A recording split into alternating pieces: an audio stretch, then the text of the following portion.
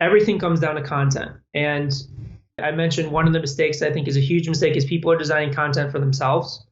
They're not designing it for the algorithms, and they're not designing it for their audience. Today's show is sponsored by Enigma Elements. As filmmakers, we're always looking for ways to level up production value of our projects and speed up our workflow. This is why I created Enigma Elements, your one-stop shop for film grains, color grading LUTs, vintage analog textures like VHS and CRT images, smoke, fog textures, DaVinci Resolve presets, and much more. After working as an editor, colorist, post, and VFX supervisor for almost 30 years, I know what film creatives need to level up their projects. Check out enigmaelements.com and use the coupon code IFH10 to get 10% off your order. I'll be adding new elements all the time. Again, that's Enigma, ENIGMA, elements.com. I'd like to welcome to the show Brendan Kane. Thank you so much for being on the show, my friend. Thanks for having me. I appreciate it. I am a big fan of your book, The 1 Million Followers. It's awesome, and I'm so glad Thanks. someone wrote it. Now, first off, how did you gain 1 million followers in 30 days? So first off, it wasn't like I just woke up one day and I'm like without any experience or testing and I'm just going to do this. I had spent, first off, I've been in the digital space for about 15 years, and I had in terms of how I generated 1 million followers specifically, I had spent about 3 years building a set of my own like testing methodologies on top of Facebook and Instagram that would allow me to test content at scale and really learn what content formats, themes, and stories work so that you can generate growth in any area, whether that's lead generation, traffic, and in this case, followers. And the basic system that I used was to test as many variations of content in real time to really understand what it would take to get somebody to perform a specific action, in this case, following an account. So I had tested over 5,000 variations of content in that 30-day time period. Now, that sounds like a huge, daunting task, and they're like, this guy's insane. He probably didn't sleep. He hopped on caffeine. But it really, I spent maybe an hour and a half a day on it. It's not as daunting of a task as it seems when you understand kind of the system and the methodology. And the way that I did it for Facebook is different than I did it for Instagram. So with Facebook specifically, I'll just start with that because that was the 30-day time period. So what I did is I leveraged the Facebook advertising platform, which extends to Instagram, WhatsApp, and Messenger, as not an advertising tool or a media buying tool, which people normally use it for, it's remarkable at that. But I used it as a market research tool to be able to see content of different people from different backgrounds from different parts of the world and see the response rate of what would happen. And that would fuel my content strategy, both in the short and the long term. So when I talk about 5,000 variations, it wasn't 5,000 pieces of content. Like there's to a variation, there's 5 elements. So you have the creative itself, the headline, the demographics, the interest level, what they're interested in, products or services, and then the geolocation. So if you take one piece of content and swap out a headline, that's one variation. Or you can swap out the demographics, and interest, a geolocation. All of them are interchangeable. So that's where you can take one piece of content and essentially test it 100 to 200 different ways. And what it does is it gives you more chances to win and more chances to learn. So every night at midnight, I would schedule tests between 30 to 300 variations of content. When I would wake up in the morning, I would measure the results, see what had worked and what had not worked. And the things that were working, I would fuel more of that. The things that weren't working, I would figure out what behind it wasn't working and take those learnings to apply it to the next test and the next test. So that's how I did it for Facebook over that 30-day period. And then Instagram, I had to develop a different system for that because the advertising platform doesn't really allow that much for follower growth. The way that we found for rapid follower growth is you distribute content on other channels and drive traffic back, versus Facebook, you can push content out and generate exponential growth that way. So with Instagram, we still use this kind of rapid iteration process, but the way that we do is we have a partner account with 3 million followers, and we seed content out to that channel, test and measure the effectiveness of that piece of content to convert back to followers to an account. And then once we found a winning variation, then we have about 18 different accounts that have large followings that we can syndicate that content out to scale and drive that traffic back. Okay, so it's kind of like creating a network of you within yourself that you're able to syndicate throughout your own world, your own ecosystem, if you will. Absolutely. But at the end of the day, it comes down to content. For example, we have a partner that has 17 million followers on Instagram. And if you post a piece of content that hasn't been tested, it's not really optimized, even though you're posting an account with 17 million followers, it could only generate like 200 or 300 followers. Versus if you have an optimized piece of content that has been designed with this in mind, that has been tested and validated, it could generate anywhere from like 5 to 10 to 15,000 followers off that single post. So it's really, people get caught up in this idea of, oh, if I just get in front of a bunch of people, I'm going to be successful. It's not the case. Like, you know, in the film industry, is these films spend tens of millions of dollars getting a trailer out there. But that doesn't guarantee that people are going to go see the movie, because if the trailer is not good, it doesn't matter. The same principles apply here in generating followers or having success in any aspect of digital. Is like, you have to optimize that content to a point that's going to motivate and inspire people to click that follow button. Now, what advice would you have for filmmakers, or independent filmmakers trying to generate some sort of attention, or for them to actually have them click or rent or watch something on Facebook or Instagram? Like, what advice would you have for filmmakers just starting out? There's a few things that I would look at. I mean, first off, this is common knowledge because every major movie studio does this. But the first 3 to 5 seconds of a video is critically important, especially when you're talking about Facebook or Instagram, where 70% of the video is watched with the sound up as you're swiping up the feeds. And that's why the studios, I think it's been like 5 or 6 years now, put a 3 to 5 second trailer before the trailer plays.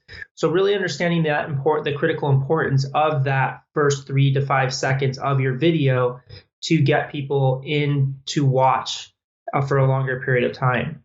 I think secondarily is really knowing your audience. Is who is that core audience that you're going after? What is it that is going to capture their attention? What's some historical data? Really look at trailers of movies that have worked in the past, and also look at trailers of movies that haven't worked in the past, and really decide or really determine what you can take away. Because I think some filmmakers, they just look at it from the actual movie of what worked, and more importantly is actually look at the trailer of what worked, because the trailer is really what's driving success of a film. Now, yes, there are films that are just so good that start on a limited release and that word of mouth will carry them, but those films are so far and few between. A majority of the time, it's the trailer that's selling the movie. So really understand and study the trailers of films that have worked or have not worked. What are the key elements that they used in those trailers to attract that attention? Secondarily, it's testing, like test different trailers. I mean, the studios do this all the time, but you should do this yourself, is test different 3-second intros, test different clips, different ways of telling that story. I think it's hard, and I recognize it's hard for independent filmmakers to create variations of trailers, but you're really limiting yourself if you're only putting one trailer or one teaser out in the world and expecting that just to perform. So I think that's a good place to really start from a content perspective. And when you're saying testing, please explain to the audience that testing is something that could be done extremely affordably. I mean, for a few bucks, $5, $10, $15, $20, you can do a real quick test to see if something's going to play or not, correct? Absolutely. I mean, first off, with the Facebook and Instagram advertising platform, which I think is one of the best testing tools at our fingertips, there's no minimum. Like, you can spend $5, $10, $20 and learn something from it. Or if you don't want to take it that far, you can test it organically, as get that trailer placed on a blog or a website or even on your own social channel and measure the response between that. It's not as effective, but at least you're learning something. But yes, to test, like, you don't have to spend tens of thousands of dollars to do it. You can spend $10, $20, $30, $40, $50 and learn something from it. Now, targeting. How can you give any advice in regards to targeting for especially for filmmakers? Because I find that they sometimes will, like, let's say they do a romantic comedy and then they try to target people who like romantic comedies. It's just not going to work. They don't have the finances to hit that giant demographic. Would you suggest niching down as much as possible? What advice would you have for targeting demographically and also locations? So typically the way that I approach testing is you test as many interest levels and demographics against each other.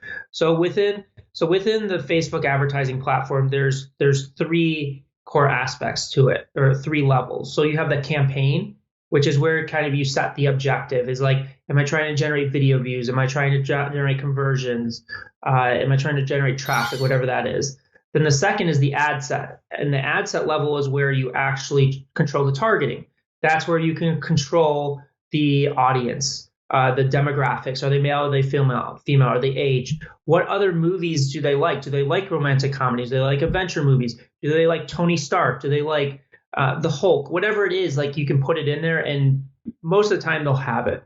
And also within that, you can do geolocation. You could do it all the way down to the specific zip code. Now, for filmmakers, I typically don't recommend that because your costs are extremely high in the auction. And then the third is the ad level, is like the actual creative itself. So the ad set level is where you get really creative with all of this. And what I typically do is I create different ad sets that break out the interest levels. So for example, you'll create an ad set with just romantic comedy fans, and they'll create another one with adventure fans, another one with Tony Stark fans, or just whoever you can. And it's really important to segment those out into separate tests, because what most people will do is they'll put all those interests into one ad set, and then you don't learn anything because Facebook doesn't provide you data on who viewed it from which interest level. It does provide it from a gender and a age group. So what we'll typically do is we'll start just broad and say 18 to 65 plus, both male and female, and then we'll see where Facebook pushes it, because you can break down whether it was pushed to more males or females, or whether it was pushed to a specific age group. And I like to do that for two reasons. A, it brings down your costs in the auction so you can reach more people for a cheaper cost. And then also I like it because what it does is it allows Facebook's auction and algorithms to push it to who they think is going to resonate with, because that's its job, is they want to push content to the people they think are going to respond to it.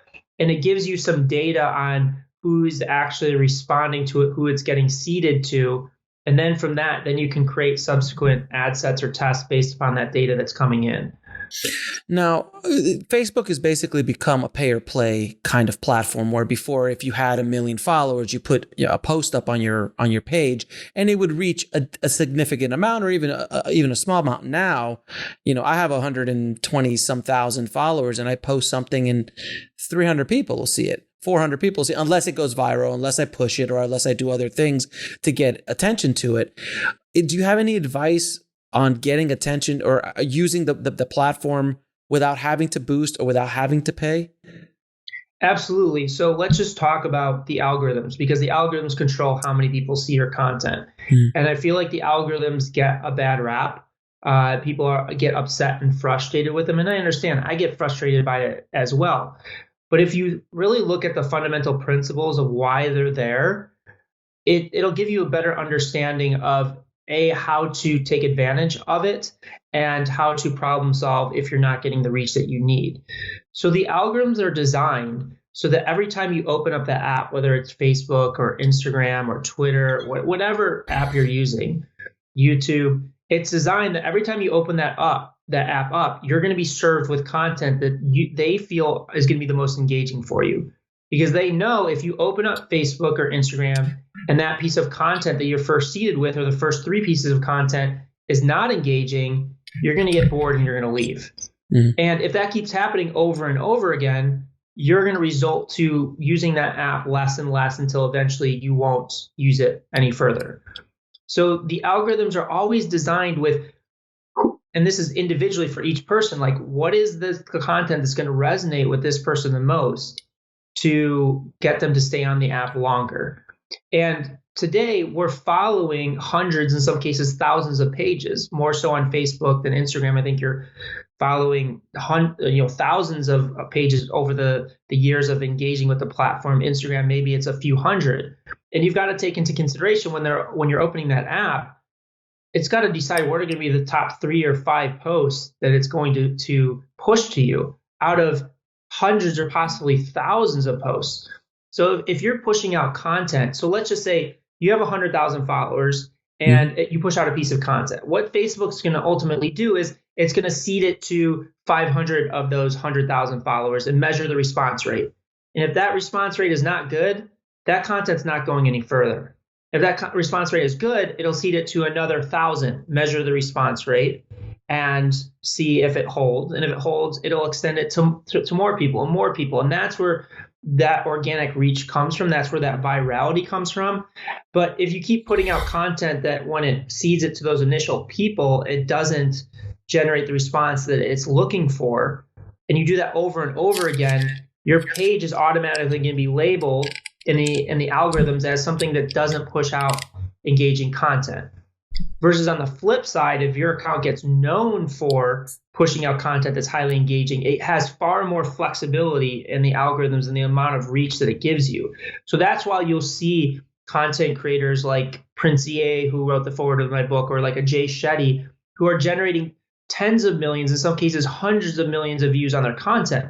A, their content is good, but B, also they've built up so much trust in the algorithms that they're getting so much reach out of their content.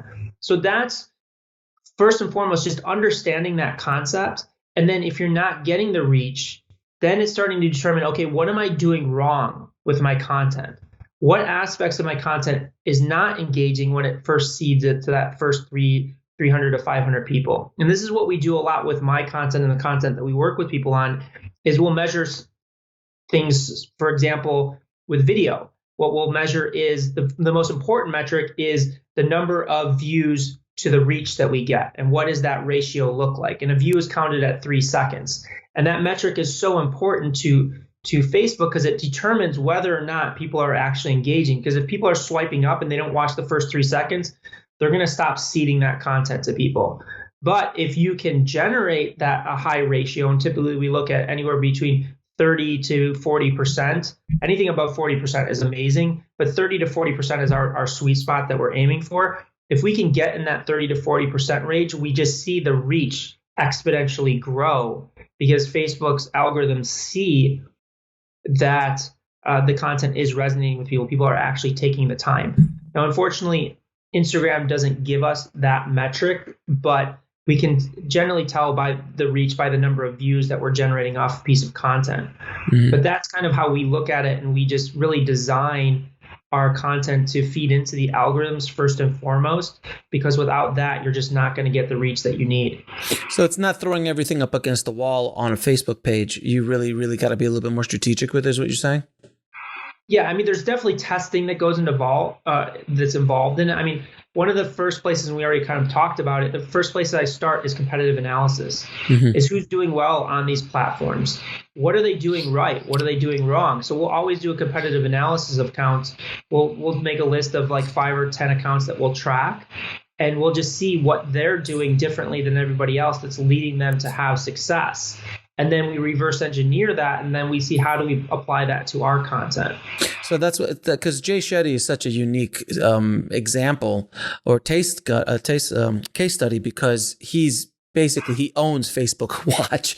I mean, he's got billions and billions of views, and he basically did it in a very short amount of time. I mean, he within a couple, 2-3 years of putting these videos out. So he's not paying for that kind of exposure. This is just now he's gotten to a point where it's organic, almost 100%. Yeah, I mean, for him, it's been organic since the very beginning. Prince EA is another great example. Goalcast, and then you see, like what BuzzFeed did with Tasty and some other platforms. Yes, there's been a bit of a dip in the algorithms being changed, but there is so much potential from an organic perspective, and it goes for Instagram and YouTube as well. Mm-hmm. It's just people. Where I see people go wrong is they're typically designing content for themselves, not for the algorithms and not for other people. They're just designing it for themselves. And they get so caught up in what they want to say and what they want to show people And first off, they don't think about the audience, but more importantly, they don't even think about the algorithms. They just throw their hands up and be like, the algorithms are unfair. Oh, Facebook just wants me to get people to pay for reach. And that's not the case. Like, yes, Facebook and Instagram make their money off of advertising, but that's not the reason that they're limiting reach. Mm-hmm. They're limiting reach because there's only so much content that they can push into your feed, and they have to be very selective with it. Now, we've talked a lot about Facebook and Instagram. Is Twitter and YouTube, how do you approach those two? Because they're such different beasts than Facebook and Instagram. So Twitter, I don't really touch that much. YouTube, I think, is still a tremendous opportunity. And YouTube, there's a few different variables that come into play. Thumbnail and headline are a huge critical part of success, because a lot of video views are coming from like suggested videos that you'll see on the right-hand side. And what they'll typically do is they'll measure first and foremost, the click-through percentage of, if, like, let's just say there's 5 videos on the right-hand side as you're watching a video, what is that click-through percentage of somebody clicking on that video? And then they'll also match it with the watch time, like how long are they watching that video? And if those two metrics play together well, then it'll just give you more and more reach, because that's just showing you that, or showing the algorithms that this content is retaining users. It's interesting to people, and it's keeping people on the platform longer. So we typically focus heavily on thumbnails and headlines as that first component, but then also the content has to hold attention, because all of these platforms, they make more money the longer you're on the platform. And YouTube is a long form consumption behavior platform. So it's always looking for those videos that are going to retain people for the longest period of time. And that's where you see Facebook and Instagram, like Facebook creating Facebook Watch and Instagram creating IGTV. They're trying to change their consumption behavior, because their consumption behavior today is very short form content. But they're trying to compete against YouTube, which is a very daunting and difficult task, which I think they're going to have trouble making that shift in consumer behavior on their platforms. But the whole idea of all of these platforms is they want to see the best content to the top that are going to retain the users for the longest period of time. And then, so with Facebook Watch, they're trying to go after YouTube, but I agree with you 100%. People are so used to Facebook being what Facebook is, and now they're trying to change things. And the other thing that annoys the heck out of me is that they throw the commercials in the middle of the video, as opposed to YouTube that puts it generally at the beginning or at the end. So, how do you feel that's going to play in moving forward? Do you think it's going to be successful, in your opinion? I don't think that the current iterations are going to be successful, but the one thing that I admire about Facebook and Instagram is they are not afraid to fail, and they are not afraid to test things. So, you just look at what they did in taking out Snapchat with IG stories. Yeah. They tested several iterations before that of things that just didn't work, but they figured it out, and it was a game changer for them. I firmly believe they are smart enough that they will figure something out. I don't know that it's going to be the current iteration of Facebook Watch and IGTV, but I don't doubt them for a second, because they have the smartest people on the planet working for those companies. And I think that they will figure out a solution for long form consumption. My bet would probably be that it would be a separate standalone app instead of within Facebook or Instagram, but we'll see what they come through with. And what social media platform do you see the most growth potential in moving forward? It's a great question. I still firmly believe in the big three. It's Facebook, YouTube, and Instagram. I think there's a tremendous amount of potential for LinkedIn, not so much for filmmaking. There's some strategic things for filmmakers, but less so. I think Facebook, there's still a huge opportunity there when you look at the global scale of it. There's 2.2 billion people on the platform. People just focus on the US numbers, but especially on the film side, where we know 60 to 70% of box office is generated internationally. There's a tremendous amount of growth potential with that platform. If you're trying to drive traffic out to a third-party destination, it's very good for that. And also the viral coefficient of pushing content through that platform is much higher than any others. That's where you can generate videos or create videos that generate 100 million views. You can't really do that on Instagram. I don't even know if there has been a video that has generated 100 million views on Instagram. Maybe there is, but it would probably be less than 5. YouTube, you can get some videos, mainly on the music side, to generate hundreds of millions of views, but it's not as easy for the average creator to do it. Like a Jay Shetty going to YouTube is not going to generate that exponential growth that he did on Facebook. So that's a huge growth potential. Instagram, I see as a platform that is probably the most attractive from a brand perspective. Most people value Instagram over the other two platforms at this point. It's a little bit slower growth, but the engagement rate typically is higher with stories and native posts, but that's going to change as more people get on the platform. And as we talked about what happens with the algorithms, if there's more content on the platform, it needs to determine which content to see to the top. And YouTube, I think, there's tremendous value and growth potential in that platform just by the sheer size and just the fact that it is one of the only platforms on digital that is long form consumption behavior, where you can get somebody to literally watch a video for 30 minutes or an hour. And I think that there's a lot of competition there, but I think if you really study it and you get good at it, there's tremendous value because you're fostering a deeper relationship with your audience and your fan base than you can with an Instagram or a Facebook. Now, would you recommend boosting a post on Facebook or actually taking an ad out for that thing?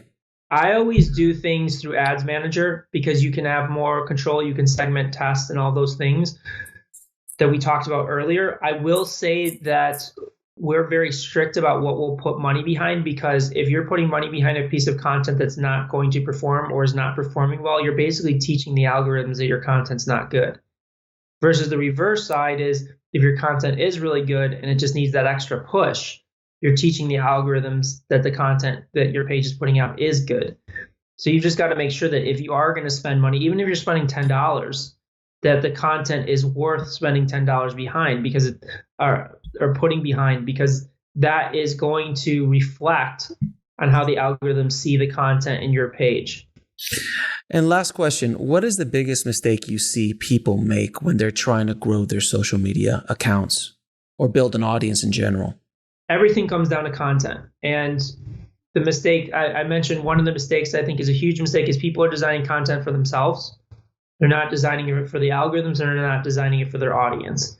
So that's one thing. And then I think also is people don't really look at any analytics or data. They just keep pushing the same content out, and they're not testing, they're not iterating, and they just keep pushing content out, and then they expect different results. They expect the algorithms to start picking it up or for them to go viral. But if you don't take that time to test and iterate and also do a competitive analysis and study other people's content, you're never going to get better. And so we spend so much time looking at other people's content of how they're doing what they're doing, where their success is, to really understand how we can get better as content creators. And I'm not saying steal people's content, but steal their formats, steal their structures. Like if you see, like on a lot of videos, they have a meme card built, burned into the top and captions at the bottom. Everybody uses that now, and they use it because 70% of that video on Facebook and Instagram is typically watched with the sound off as they're swiping up. And somebody came up with that concept, I don't even know how long ago, 5 or 6 years ago, and everybody's doing it now. And now you have to iterate off of that to get it to perform. But those are the type of things to pay attention to, is what are the formats, what are the structures that are working for people, and pay attention to as much detail as possible. Pay attention to those first 3 seconds. Pay attention to colors, tones, all of those different things. Brendan, man, thank you so much for coming by. I know you're a very, very busy man. You're creating social media empires everywhere. So I do appreciate you coming by and talking to the tribe today. So thanks, man. Great. Thanks for having me. I appreciate it.